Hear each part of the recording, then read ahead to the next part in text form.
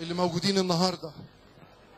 وانا الحقيقه شايف اننا النهارده في مفرق تاريخي، وانا مع كل احترامي للاراء، لكن انا شايف ان النهارده المساله تجاوزت الاختلاف حوالين نص ماده او الاختلاف حوالين شأن فني في هذه القوانين اللي احنا اتكلمنا عنها.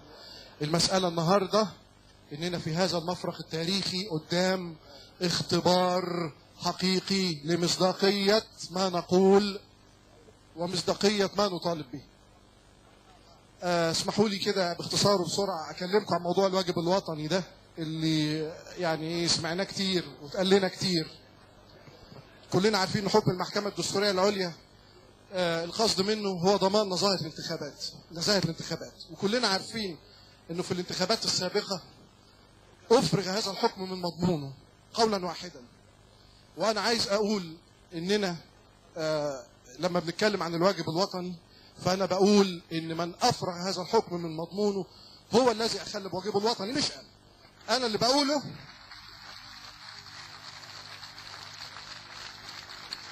انا اللي بقوله وبقول للسلطه السياسيه انا ما حدش هيعلمني واجبي الوطني فين.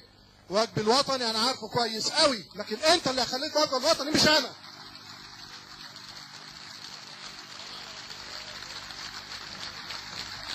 وعايز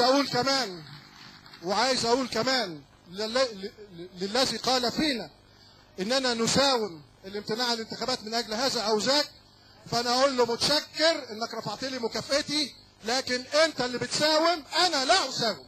نهائي كلمه واحده.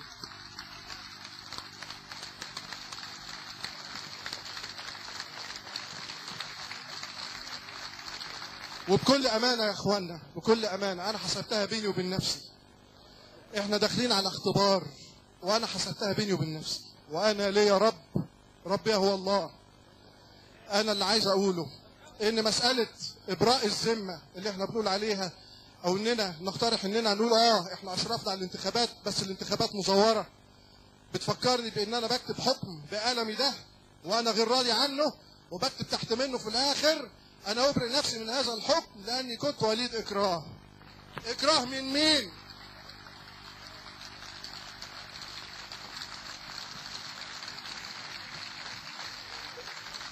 اكراه من مين؟ انا واجبي الوطني الا اعمل الا في ظل هذا الحكم والا في ظل احترام كامل ممن اخل بواجبهم الوطني. انا لا اقبل ان ينسب الي اني اخل بهذا الواجب. اللي انا عايز اقوله يا اخوانا ان انا لما حسبتها بيني وبين نفسي، احنا ما بنهزرش، احنا داخلين على استفتاء بعد اسبوع وعمالين نتكلم ونتناقش هنعمل ايه. وانا يعني ايه، دي مساله تخصني ولا تخص احد غيري.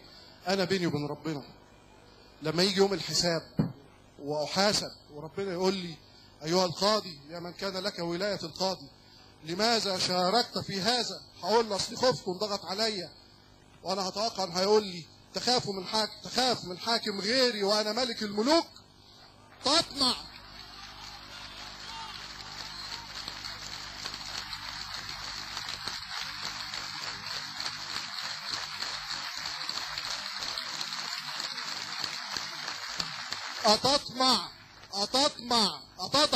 أتضعف أمام المال وأنا مقسم الأرزاق؟ لا أنا عايز أقول الذين لا يشهدون الزور وإذا مروا باللغو لا يمر إلا كراما. أشهدك يا رب إن أنا واحد منهم وأجري على الله في هذا. أنا لما أرجع بيتي وأرجع لابني الوحيد، أنا مش عايزه لما يكبر يحاسبني ويقول لي كنت بتعمل إيه في هذا المفرق التاريخي. أقول له والله أنا اتضغط عليا ونزلت بس النتائج انا مش موافق عليها.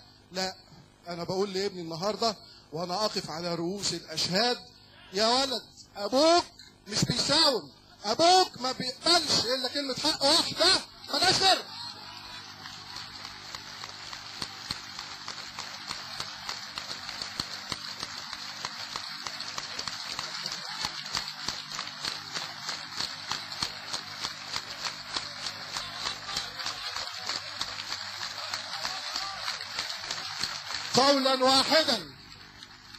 قولا واحدا الحكومة لم تستجب.